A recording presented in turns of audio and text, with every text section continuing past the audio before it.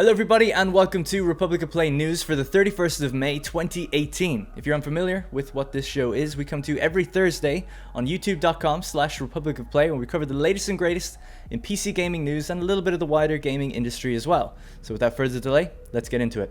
So typically we like to go through the noteworthy releases in the past week that hit Steam, and the first of which is Agony. Now Agony was a Kickstarter game. It's a survival horror game set in the depths of hell, and it is one of the most gruesome games I've ever seen. It had a lot of censorship problems when it was trying to get on Steam. It seemed to manage to clear past most of them. I think a couple of things in the ending have actually been censored out, which I can't imagine what it is, because if you look at the list of what hasn't been censored, it's insane. It's pretty bad.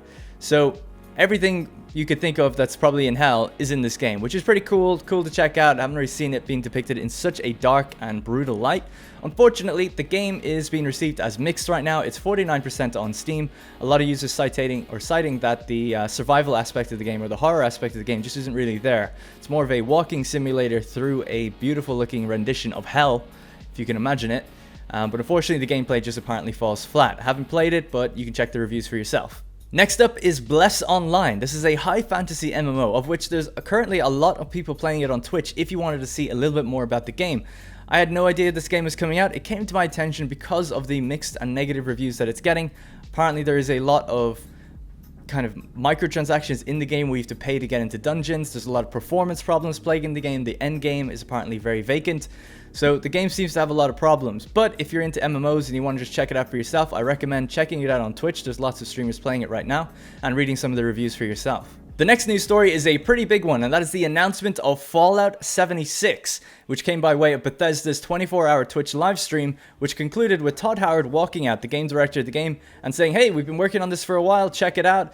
We got a teaser trailer," and then they said, "We'll see you at E3 in a couple weeks." And that's basically all the official concrete information we have about the game, but there has been several leaks, discussions surrounding what the game is, which we'll talk about in a moment. All I really know for certain is that the game is set obviously around Vault 76. The year is 2102, which sets it just 25 years after the war, which means it's probably the earliest Fallout game by about 150 years, which means it's really close to, you know, there won't be any civilization and stuff. So it's a little bit different in that regard. And then let's check out some of the rumors and stuff we've been hearing about it. So Kotaku has reported from Jason Schreier, a very reputable journalist in the gaming industry. I've highlighted some text here, but I recommend you go read the article over on Kotaku. Sources: Fallout 76 is an online survival RPG. So Fallout 76 is in fact an online survival RPG that's heavily inspired by games like DayZ and Rust, according to 3 people familiar with the project. Those people, speaking anonymously so as not to damage their careers, confirmed that Fallout 76 is an experimental new entry into the long-running post-apocalyptic series. Originally prototyped as a multiplayer version of Fallout 4, with the goal of envisioning what an online Fallout game might look like, Fallout 76 has evolved quite a bit over the last few years, these sources said. It will still have quests and a story like any other game from Bethesda Game Studios, a developer known for media RPGs like Skyrim. It will also feature base building, just like 2015's Fallout 4, and other survival-based multiplayer mechanics, according to those sources. One source cautioned that the gameplay is rapidly changing like it often does in many online service games, but that's the core outline. Lastly, according to the Fallout 4 lore, Fallout 76 is meant to open just 20 years after the nuclear war. The trailer has set that date 25 years, so it seems to be opened 5 years after it was supposed to open. There's no experiment with Vault 76, it's a control vault, which is another interesting aspect. Interesting because technically it's not that interesting. They don't have an experiment going on in there. But it seems to be open, it seems to be vacant, so who knows? Maybe you just get let out of Vault 76 and then you have to rebuild society. That's, I guess, what that is. Now, allowing for a far less civilized setting than previous games 3 and 4, which are full of cities and settlements, would take place 200 years after the war, after much of the population has had time to reconstruct. 76 will feel very different. As the narrator of the trailer says, when the fighting is stopped and the fallout is settled, you must rebuild. And that's pretty much all I really thought was totally interesting from this Kotaku article. Excuse me. So yeah, that's basically it. That's all we really know. I don't really want to speculate too much on anything else. I'm a big Fallout fan. I tend to like the lore and the world more than I do the actual gameplay. But so I don't know if I'm going to be really personally attracted to a Rust-esque online type game. The interesting thing that was pointed out to me is that not many AAA games or AAA developers have attempted something like a Rust or a DayZ or Conan or Ark or whatever. These persistent online worlds where you build. it could be, you know, if with AAA backing and really thought out well, it could be actually really, really good. So I'd prefer, you know, boring old me would prefer a single player narrative driven story based RPG that goes back to the roots of maybe something like a New Vegas or even Fallout 3, because I didn't really like how Fallout 4 went. But it seems like they're going, let's try this kind of spin-off online game, because it is Fallout 76, it's not Fallout 5, so we'll have to see. So that's basically all there is to say on that. Let me know your thoughts below about it, because I'd be keen to hear it. For those interested, I have some lore videos on my channel. If you type Fallout Darn Total War into search, you'll probably come up with like 10 videos or so going through the different vaults in the game. So those are some of my favorite videos to make. Anyway, moving on, let's go next. So this next story is one of the weirdest stories I've heard since I've been following games media, and its ramifications are actually way bigger than I think people realize. If this goes one way or the other, that could really determine a lot for the games industry. So I'm hoping that this doesn't have the outcome that PUBG Corp desires. And that is basically that PUBG Corp, or Bluehole, are suing Epic Games over copyright violations to do with Fortnite and PUBG. Now, so let's just scroll down here on the Korean Times. Korean game developer PUBG, a subsidiary of Bluehole, has filed a copyright violation lawsuit against US-based Epic Games, asking a court to determine whether the latter's Fortnite was copied from the former's PlayerUnknown's Battlegrounds. So everybody knows that PUBG got super popular. It's not the first Battle Royale game, but it was the first to really hit mainstream and get wildly, wildly popular. And arguably, the previous Battle Royale games, or some of them, were developed by the same guy. Now, there's been Battle Royale modes in Minecraft and all sorts of games for a long time. And I don't believe PUBG have any patent or copyright claim to an actual Battle Royale mechanic. But what they're arguing is that certain UI elements and certain mechanics, like the red zone and things like that, were lifted from PUBG. Actually, it might not be the red zone, but certain mechanics anyway. Doesn't matter. Basically, they're still going to sue them anyway.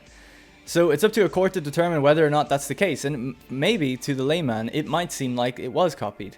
Now, hopefully, because they don't actually have a patent, they're not going to get away with it, and I think it's a really weird story as well, just because PUBG are using Unreal, which is made by Epic, and Epic make Fortnite. So it's just a weird, like, kind of problem to solve over there, I'm sure.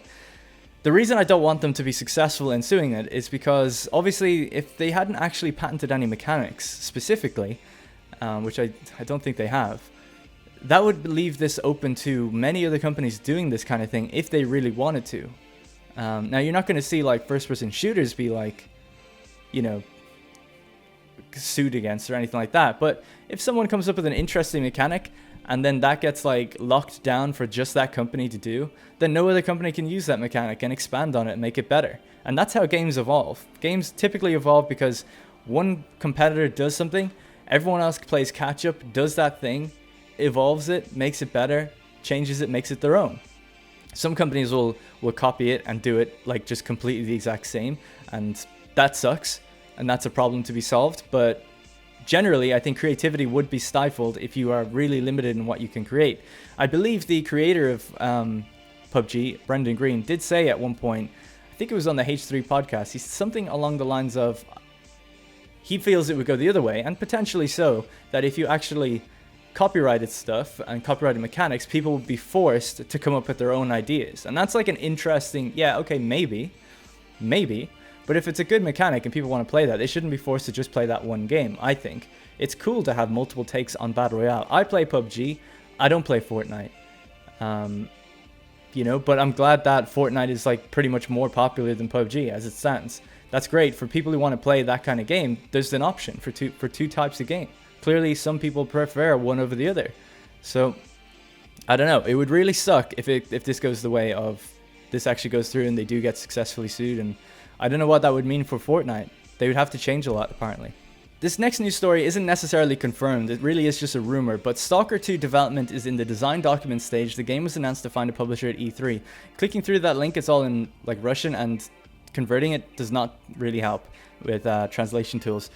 But generally speaking, Sergey Galyonkin of Steam Spy kind of talked about this on his podcast, revealing it in a way, and Sergey Grigorovich, the studio head at GSC Game World, apparently announced this game without consulting his team, and he's looking for a publisher to make the game by talking about it, and he's looking for a publisher at E3. That's basically all the information we have. Nothing's probably going to come of this for a long time, and if he doesn't find a publisher, nothing will.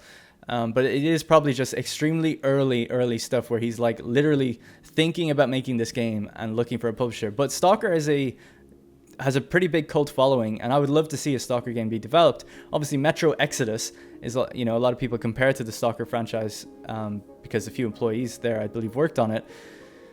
And that game looks incredible. Whether or not Stalker 2 could actually live up to something like that, you know, it's a much smaller team and they focused on Cossacks for such a long time. Who knows if they have the capital to do it? And I guess they probably don't, which is why they're looking for a publisher. So, be interesting to see if they ever get the go-ahead on that. And apparently they're going to be using Unreal 4 if they do. This next one is going to be very quick as well, and that is that Star Citizen offers the Legatus pack for $27,000 US. Requirements, it requires having spent $1,000 just to even see it. This is just insane. Star Citizen is one of those games that I always thought looks amazing. I didn't back it, and I'm very glad I didn't, because they've gotten huge amounts of money and they've blown a lot of it. But the game, every now and then you see a video from that game, it looks incredible. So maybe one day it'll come out and it'll be great, but the amount of like different things you can buy in the game for absurd amounts of money is insane. So Star Citizen, the highest crowdfunded MMO in record, is offering a new bundle pack called the Legatus pack for $27,000. The pack includes almost every ship you could possibly desire, making a total of 117. On top of that, there are 163 total extra items like super colliders, service equipment, fuel pods, and various skins. And then if you're navigating through the website, basically, unless you've already paid $1,000 with some other packs, you can't view the packs. That's where the headline really comes from. I just wanted to touch on the absurdity of it. I mean, $27,000, that's insane. I mean, it's obviously a lot of ships, and the ships are extremely detailed. I get it, but it's insane. They made like 90 million in crowdfunding. Like, no developer has ever had that kind of capital to make a game, and that, you know, they don't market their game really. I mean, they do a little bit, but not really. So it's not like they've spent all their budget on marketing like most of the companies do. It's straight development costs, and they're just absolutely blowing through it and then putting in huge like payment packs like that. But hey, I didn't back the game, so maybe I'm just salty AF. But either way, I look forward to that game ever coming out and giving it a go. But yeah, I mean, I don't think I've ever made that money in my life. In my 4 years working lately, I haven't made that money, so cool. So this game came out of nowhere, and this game is called World War III, and it says that this footage is game engine footage, right? So it seems like they're using the kind of little bit of motion blur, a little bit of lens flare stuff that you typically don't see in the actual game. But the game looks actually really good. It looks really good for a relatively unknown studio and an unknown game to pop out of nowhere. And I couldn't really find too much about them, so I'll be keeping a close eye on this to see how this game progresses. It's supposed to be coming out this year. It's an FPS game. It's only online. And it's set in World War III in modern equipment. There's vehicular combat on land and I believe in air. Not sure about sea just yet, but it looks just like a Battlefield game. And it's not just this flashy trailer not backed up by anything. There is some moments of gameplay in here, which we'll see in just a second. In fact, I'm just going to pause it because I think it comes up just right now. So we'll go down really low and just mute it because it'll sound horrible. So it's about to cut. This is actual game, like I can tell, like this is gameplay, no HUD gameplay. It's removed that motion blur kind of, smoothness to everything. And then we just get the kind of raw gameplay. There is a little bit of HUD. We can see enemy hit, the guy was killed, the little hit markers and stuff, the animations for when he falls on the ground. It looks, I mean, that looks pretty good. So I'll just go back and we'll let that play out regularly. That looks pretty good, to me anyway, especially for an unknown studio, because typically with these kind of games like Escape from Tarkov or maybe Postscriptum, they have janky ass movement and stuff, and it looks a lot worse when it gets into the game, but this is looking really good. Now obviously we just got this one trailer, so take it with a grain of salt, but we'll get to the website now in a second and check out some of the cool stuff they've been showing off or talking about. If they can deliver what they're talking about, this game would be a big contender for actual AAA modern FPS games. And to be honest, I'm much more stoked for this than a battle. If I knew this was DICE making it so I could believe this trailer, then I'd be like, this is way better than Battlefield 5, just in terms of what it looks like it's delivering. So let's just check out. And it's not perfect as well. There's some jank to it. Like not jank. There's some like not perfect looking areas. So I do believe that it might be, it might actually be pretty close to this. What's interesting to know, I don't know yet, is does it have destruction as well? Obviously, that's a big feature of Battlefield games. We don't really see that in this trailer, so that might not be there. Maybe that's something that we'll have to seed. But yeah, let's check out their website just really quickly. So worldwar3.com. And they basically mention here, you can go through each little thing, but they say that, let's have a look. A modern Battlefield experience. So, modern Battlefield experience. We won't go through everything. I recommend you check this stuff out. It looks pretty cool. Community-driven development. All hands on deck. That stuff actually I don't really like. I like people to have a vision because everyone relies on the community these days. But hey, if the community can make it better, then that's great. I just want it to be not early access when it comes out. Let's see. So this is an interesting part of it. Strategic war map. You'll see in the trailer they hold this kind of iPad style thing where there's a strategic map. To show the consequences of every battle, player performance is rewarded with resources used to conquer or defend a territory. Gain additional bonuses via the metagame and turn the tide of war. Every destroyed vehicle, kill, bullet fired, every achievement affects the big picture. So this is very reminiscent of, I don't know if people played End War, but End War had a multiplayer component where it seems similar, not the same, but a multiplayer component where there was Russia, Europe, and America, and if they, let's say, Russia and America fought in London here, if they fought over London, let's say 50 battles were played that day, whoever won the most battles that day, the territory ceded over to that team. So, and then every month it would reset. It was really cool. That persistent online to make you want to go play the games was actually really cool. They have lots of vehicle customization. They have gun customization. This looks cool. This looks almost too good, right? For what this kind of company might be, because it's a small company. But yeah, I'll be keeping a close eye on it. Real life locations, armor versus projectile, the most authentic bullet versus armor system in FPS, strong team play. Sounds good. So keep an eye on that. World War 3 coming 2018 allegedly, and it has it's only coming to Steam. So the next trailer that we have to show is another World War game, but this time it's World War Z.